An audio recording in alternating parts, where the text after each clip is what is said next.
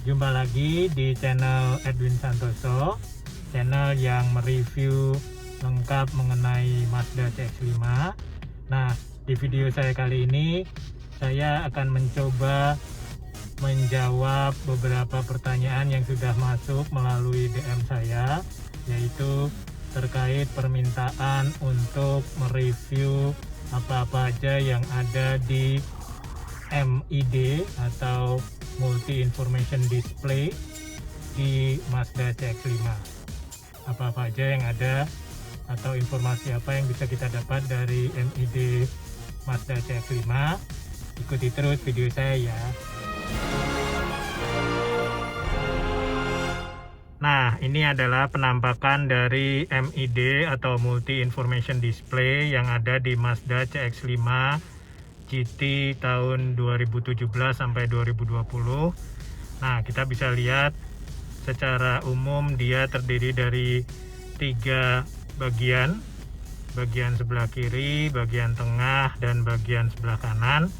Nah, bagian sebelah kiri kita bisa lihat ini adalah kita sebut tachometer atau indikator penunjukan RPM mesin. Ini kita bisa lihat di sini ada indikator merah.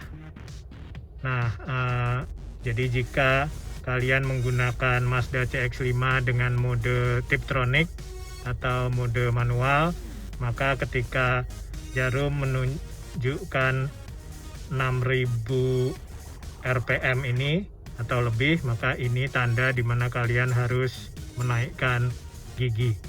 Tapi kalau kalian menggunakan Mazda CX-5 di mode otomatis, maka perpindahan gigi akan diatur secara otomatis. Nah, di bagian bawah adalah indikator persneleng yang ada. Jadi kondisi sekarang tuas transmisi ada di posisi P. Jika kalian ubah tuas transmisi ke D, R, atau N, maka indikator di sini akan menyesuaikan. Nah, di bagian tengah ini adalah indikator kecepatan atau speedometer. Sini kalian bisa lihat dari 0 sampai 260 km per jam. Banyak pertanyaan yang masuk ke saya mengenai berapa kecepatan maksimum yang pernah saya capai dengan Mazda CX-5. Jadi kalau pengalaman pribadi, secara pribadi saya pernah menyentuh kecepatan hampir di sini guys, jadi hampir 200 km per jam, tapi itu hanya sekali. Jadi ke jarum pada saat itu saya melihat jarum penunjuk dari speedometer ini sudah hampir menyentuh posisi 200 ini. Mungkin belum sampai 200 karena belum tepat berada di garis 200 ini, tapi yang pasti sudah lebih dari 190 atau sudah lebih dari garis tengah antara 180 dan 200 ini. Jadi itu menjawab beberapa pertanyaan yang masuk ke saya mengenai pengalaman pribadi saya, berapa kecepatan yang pernah saya capai di Mazda CX-5 ini. Jadi itu hanya kalinya saya pernah mencapai kecepatan itu pada saat tol yang sangat panjang, tol Trans Jawa. Jadi itu bisa mencapai sekitar hampir 200 km per jam. Tapi kalau di tol di Jakarta sendiri, saya tidak pernah mencapai kecepatan seperti itu. Paling banter hanya sekitar 100 sampai 120 km per jam. Nah, lalu di sini kalian juga bisa melihat banyak indikator-indikator yang ada di dashboard ini. Sebenarnya selain di sini kalian bisa lihat juga nanti ada di sini atau di sini atau di sini, banyak. Jadi kita lihat nih, kalau jadi ada berapa indikator. Jadi jika kalian bingung, kalian menemukan indikator-indikator aneh yang muncul di sini, kalian bisa capture atau kalian bisa foto indikator tersebut, dan kalian bisa tanyakan ke saya, kalian bisa DM saya, kalian bisa tanyakan arti dari indikator itu. Nanti saya akan coba bantu jawab, saya akan coba bantu informasikan apa arti dari indikator itu. Normalnya indikator yang kita akan lihat di Mazda CX-5 adalah indikator seperti ini. Jadi ini adalah indikator jika Anda belum memasang seat belt di kursi pengemudi. Ini adalah indikator jika kalian mengaktifkan rem parkir. Ini adalah indikator lampu depan utama menyala, dan ini adalah indikator untuk fog lamp yang menyala.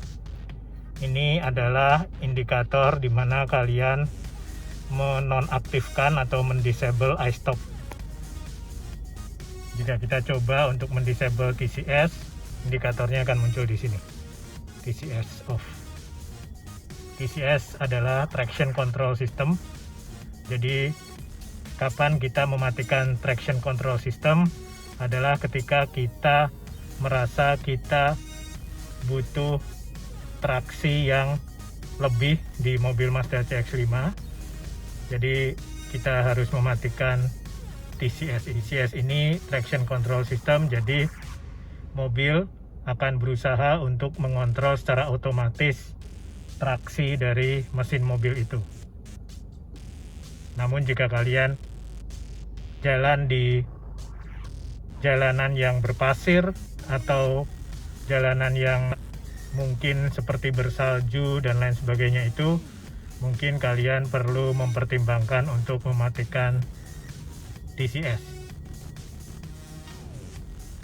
Tapi kalau untuk jalanan berpasir atau mungkin salju, ada beberapa treatment yang harus kalian perhatikan di luar itu. Nah, bagian paling kanan ini adalah bagian yang kalian bisa ubah-ubah beberapa indikator penunjukannya dengan cara menekan tombol info yang ada di sebelah kiri daripada setir ini. Nah, kita lihat ini kalau saya ubah-ubah, nah ada range, ada average, ada current. Jadi hanya di bagian tengah ini yang bisa kita ubah-ubah dengan menekan tombol info. Di bagian bawah ini kita bisa juga rubah dengan menekan tombol yang ada di sini. Nah, tombol ini nih. Jadi dengan merubah tombol ini, kita lihat dia akan berubah menjadi trip A dan trip B. Balik lagi menjadi indikator penunjukan kilometer dari awal. Nah, jadi kita lihat di sini ada 3. Ini yang pertama adalah indikator kilometer yang sudah kita tempuh sejak awal atau sejak ECU-nya di reset dari pabrikan. Trip A ini adalah indikator penunjukan sejauh mana kilometer dari suatu perjalanan yang bisa kita tentukan sendiri. Trip B juga sama, jadi indikator sejauh mana kilometer yang sudah kita tempuh dari perjalanan yang bisa kita atur sendiri. Bagaimana cara mengaturnya? Jadi jika kalian ingin misalkan menjalankan mobil dari Jakarta ke Semarang dan kalian ingin mengukur berapa jarak dari Jakarta ke Semarang itu, maka kalian bisa mengubah penunjukan ini ke trip A. Sebelumnya kalian reset dulu. Cara untuk mereset ini adalah kalian tekan tombol ini lebih dari 1 detik. Ya, dia sudah berubah menjadi 00. Nah, lalu kalian tinggal jalan. Jadi ketika penunjukan ini menunjukkan trip A, kalian tinggal jalankan mobil dari Jakarta ke Semarang contohnya. Nanti kalian akan bisa tahu berapa kilometer yang sudah kalian tempuh dalam perjalanan kalian itu. Hal yang sama juga kalian bisa lakukan di trip B. Jadi kalau misalkan tadi trip A kalian gunakan untuk perjalanan luar kota dari Jakarta ke Semarang, mungkin trip B kalian bisa pakai untuk mengetahui misalkan berapa kilometer yang kalian tempuh di perjalanan dalam kota di dalam Semarang itu sendiri. Jadi itu contohnya. Tapi kalau kalian mau menggunakan trip B, kalian juga bisa mereset dulu dengan cara menekan tombol ini selama lebih dari 1 detik. Nah gitu guys. Jadi kalau kalian mau menggunakan trip B, kalian reset dulu, lalu kalian tinggal jalan dari 1 titik ke titik yang lain. Nah jadi kalau kalian ingin menghitung konsumsi bahan bakar dari perjalanan kalian dari 1 titik atau dari 1 tempat ke tempat yang lain menggunakan trip A, kalian harus menghitungnya secara manual. Jadi mungkin caranya seperti ini. Ini sekaligus menjawab beberapa pertanyaan yang masuk di kolom komentar, bagaimana cara menghitung konsumsi bahan bakar dengan menggunakan trip A. Jadi dengan trip A atau trip B ini kalian akan secara otomatis mendapatkan perhitungan berapa kilometer yang ditempuh dari perjalanan kalian dari satu tempat ke tempat yang lain. Lalu kemudian perhitungan konsumsi bahan bakarnya kalian bisa hitung secara manual. Caranya, jadi yang pertama sebelum kalian memulai perjalanan kalian riset dulu. Misalkan kalian ingin menggunakan trip A, kalian riset dulu dengan cara memencet tombol ini selama lebih dari 1 detik. Ya, ini dia jadi 0 kembali. Setelah jadi 0, kalian isi bahan bakar atau bensin yang ada di mobil Mazda CX-5 sampai penuh. Jadi kapasitas full tangki bensin Mazda itu adalah 56 liter. Jadi jika kalian sudah isi penuh sampai 56 liter, maka kemudian kalian jalan dari satu tempat ke tempat yang lainnya. Setelah sebelumnya kalian reset trip A ini jadi 0. Ketika kalian sudah sampai ke tempat tujuan kalian, trip A menunjukkan 100 km, lalu kalian bisa isi kembali bensin atau bahan bakar di Mazda CX-5 ini. Nah, kalian bisa dapat dari perhitungan di SPBU berapa yang kalian isi sampai penuh.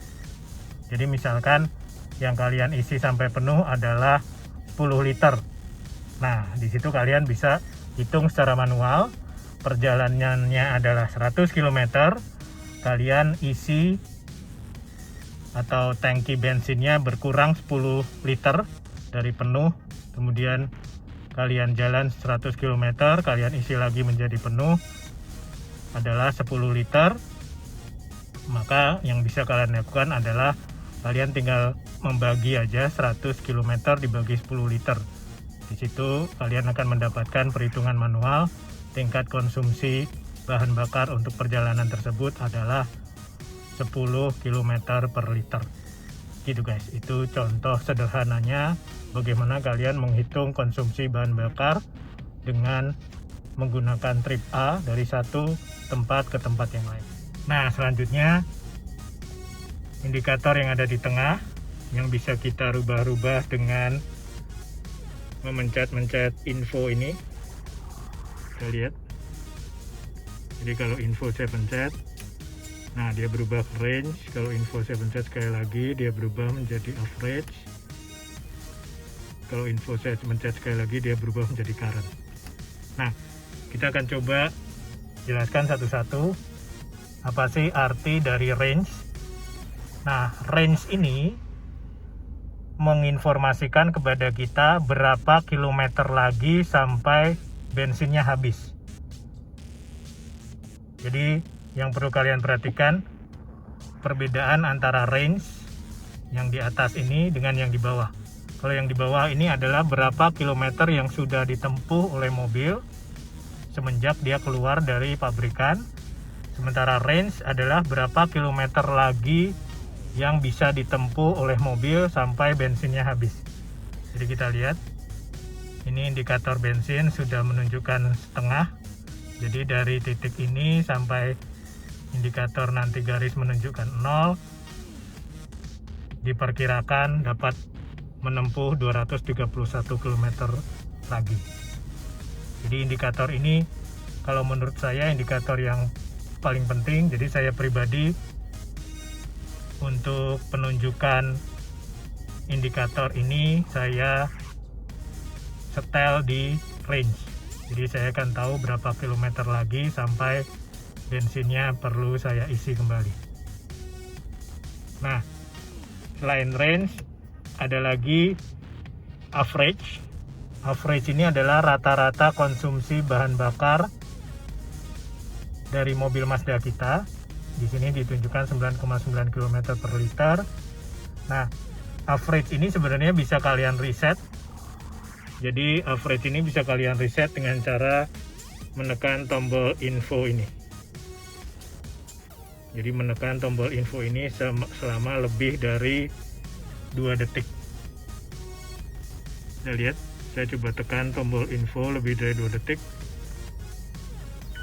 Ya, akan ada bunyi beep dan average-nya akan mulai dari 0 lagi. Nah, selanjutnya adalah current. Jadi apakah current ini? Current ini sebenarnya mirip dengan average tadi. Bedanya dia menghitung konsumsi bahan bakar dalam 2 detik. Jadi selama 2 detik nanti dia akan berubah. Jadi dalam 2 detik berapa konsumsi bahan bakar yang dihabiskan oleh mobil Mazda CX-5 ini.